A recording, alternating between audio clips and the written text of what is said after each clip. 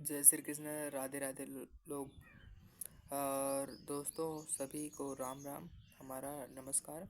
और आ चुके हैं फिर से हम श्री कृष्ण जी का नाम लेकर अपना फिर से यूपीएससी का तैयारी करने के लिए क्लास फर्स्ट देख लेते हैं। क्लास फर्स्ट जैसे हम लोग आज देखते हैं क्लास फर्स्ट और हिस्ट्री का, जो कि हिस्ट्री का है इतिहास से कहते हैं। इतिहास का जनक जिसे हम हेरोडोटस के नाम से जानते हैं। इतिहास के जनक हेरोडोटस को कहते हैं हम लोग। Father of history is called Herodotus.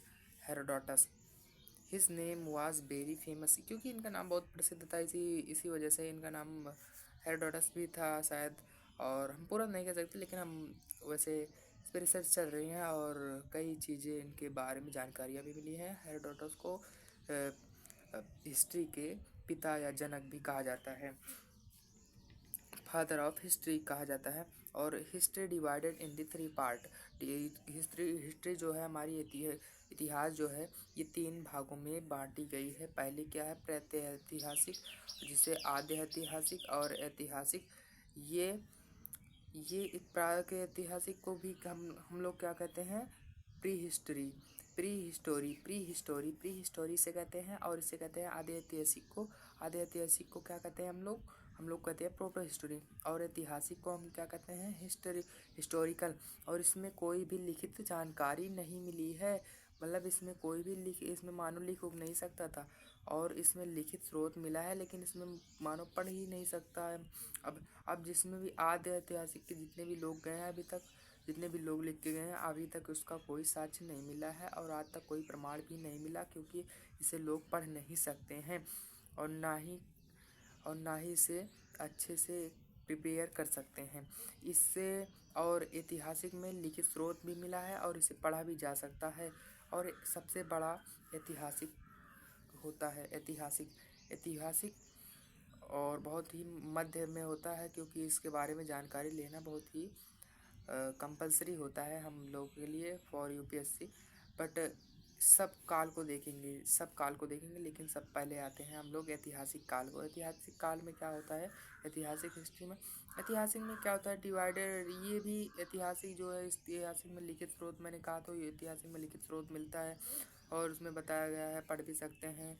और divided in the four part, ये फोर पार्ट में डिवाइडेड होती है। जैसे प्राचीन प्राचीन काल, मध्यकालीन काल, और आधुनिक काल, विश्व का इतिहास। और इसे प्राचीन काल को एंशियंट हिस्ट्री भी कहते हैं। और इसे मेडाइवल हिस्ट्री कहते हैं, इसे मॉडर्न हिस्ट्री कहते हैं, और इसे वर्ल्ड हिस्ट्री भी कहते हैं या हिस्ट्री ऑफ वर्ल्ड भी कहते हैं। अब एंशियंट हिस्ट्री क्या होता है, इनमें डेट का महत्व तो नहीं रहता है। जैसे 4000 BC एंड 500 BC, ऐसे इसमें के लगभग करके दिया रहता है। 2000 वर्षों का हमें इसमें इतिहास पढ़ना रहता है। और जैसे मेडाइवल मतलब मध्यकालीन को क्या कहते हैं हम लोग, इसमें मध्यकालीन कहते हैं। तो इसमें आपको मुस्लिम शासकों के बारे में ज़्यादा पढ़ना पड़ता है और दिल्ली के सल्तनत, मुग़ल सल्तनत, इसमें इसके बारे में ज़्यादा पढ़ना पड़ता है। मुस्लिम शासकों के बारे में ये सब बातें इसमें ज़्यादा होती हैं। और फिर होती है मॉडल में क्या होता है, 2000 तक, दो 200 साल, अरे सॉरी सर बोल रहा हूँ, सॉरी गाइस। लेकिन इसमें क्या होता है, मॉडल में होता है 200 वर्षों तक का। इसमें अंग्रेज जब से आए थे तब तक से इसमें पढ़ना पड़ता है। और ये आते हैं हम लोग लास्ट वाले पे कि वर्ल्ड हिस्ट्री या हिस्ट्री ऑफ वर्ल्ड जिसे कहते हैं। इसमें जैसे प्रथम विश्व युद्ध, जर्मनी का एकीकरण पढ़ना पड़ता है। खूनी रविवार, चुड़ैलों का धावा और खूनी रविवार से ब्लैडी संडे, ये सब आते हैं, इसमें पढ़ना पड़ता है। और प्री हिस्टोरी, इस काल को इसमें मानव खाने के लिए तरस जाता है, मतलब खाने के लिए ऐसे नंगा पुंगा टहलता था और उस खाने के नहीं ले पाता था। और चीज़ों को ये बहुत ही चीज़ों के लिए भटकता रहता था, जानवर को मार के खाता था और पत्थर से आग जलाता था।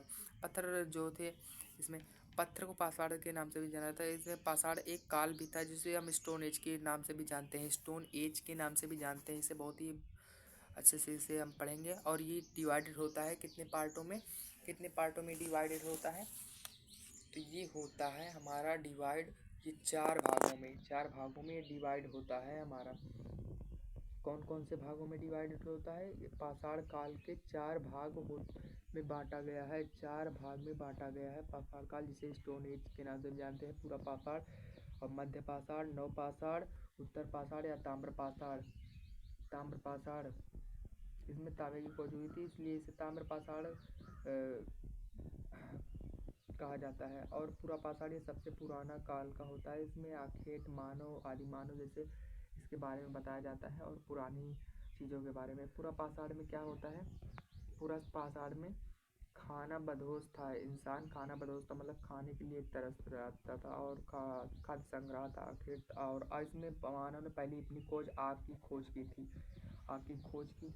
और फिर मध्य पाषाण काल में बहुत छोटा औजार बनाने लगा मानव के हथियार बहुत ही छोटे हो गए। और फिर अंत्येष्टि कार्यक्रम, मतलब अंतिम संस्कार, जिसे दाह संस्कार के नाम से भी जाना जाता है, उस एक मानव दूसरे मानव का अंतिम संस्कार करने लगा। और फिर हमारे हिंदू धर्म के अनुसार 16 संस्कार होते हैं, मुंडन, दाह संस्कार, और जितने भी मतलब पैदाइशी से लेकर जितने भी कार्यक्रम होते हैं हमारे हिंदू धर्म में, वो सब कार्यक्रम धीरे धीरे मानव ने शुरू कर दिया। और नव पाषाण में क्या हुई कि मानव ने पहली खेती की और फिर आवास बनाया, मतलब बैम्बू काट के वही आवास अपना बनाते हैं। फिर आते और फिर आवास रहता है, फिर कुत्ते की, एक जानवर भी तो रखना पड़ता है भाई आवास किसी के। तो इन्होंने क्या किया कि भाई कुत्ता, एक जानवर पाल लिया जो कुत्ता। फिर पहिए की खोज की, सामान लाने जाने में कोई भी दिक्कत ना हो। फिर उसके बाद मनके की खोज की, मन का मतलब घड़ा जिसे कहते हैं, घड़े की खोज की। फिर उत्तर पाषाण में आ जाते हैं। उत्तर पाषाण में इसे ताम्र पाषाण कहते हैं। इसमें ताम्र की, और जैसे मतलब तांबे की खोज हुई, और इसमें कई धातुओं की खोज भी हुई। और पहली खेती जो थी हमारी नवपाषाण में, ये जौ और गेहूं की खेती हुई 7000 BC, मतलब ईसा पूर्व में। और पाकिस्तान के मेहरगढ़ में हुई। और सुलेमान किरधर पहाड़ों के बीच में हुई, सुलेमान और किरधर पहाड़ों के बीच में हुई। चावल का साक्ष्य तो हमारे इलाहाबाद में कोरडीवा में मिला था। और फिर इस पाषाण में आ जाते हैं उत्तर पाषाण में। उत्तर पाषाण में मानव जो है चित्रकारी ही बन गया था, चित्र बनाने लगा। एक चित्र बनाया मानव, थोड़ा ऐसे इस टाइप का थोड़ा करके कि ऐसे कुछ बनाया, ऐसे कुछ करके चित्र बनाया, जिसमें एक भाला लिए पहली चित्र वहीं पर अपना बनाया, जो कि हमारे रायसेन जिला में पड़ता है। भीम बेटिका नामक ग्राम में मतलब उस जगह पर बनाया।